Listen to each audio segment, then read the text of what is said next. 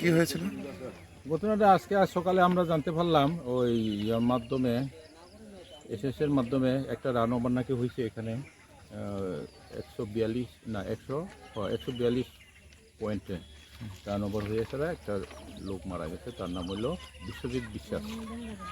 তার বাড়ির দিকে বাড়ি কই কইছিলেন? বিষ্ণুপুর নতুন বাজার, কৃষ্ণ বাজার। হ্যাঁ স্যার, কৃষ্ণপুর নতুন বাজার। বয়স আনুমানিক 25-26 এরকম হবে। তো তার বড় ভাই কইল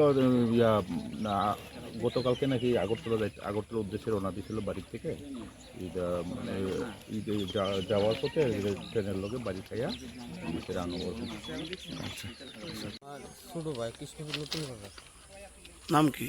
বিশ্বজিৎ বিশ্বাস। কেমনে কি দিয়েছে?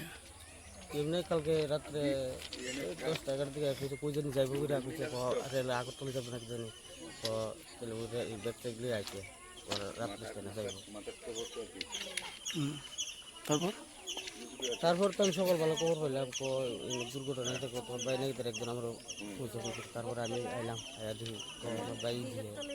বাড়িতে কোনো ঝামেলা ছিল? এমনিতে কোনো ঝামেলা না। কি করে এমনি? এমনি গিরিস্টি খাদ্যের সাথে আমরা দূরত্ব দিচ্ছি। কি মনে হয় কি কারণে এই ঘটনা হয়েছে? তা কইতাম কিন্তু দিও না, আমি তো মা তো কাজ করতে পারি কি দিক থেকে হইতে পারে। বয়স্ক জীব? 25। বিবাহিত নাকি? না না, বাড়ি কোন জায়গায়? কিছু নতুন বাজার।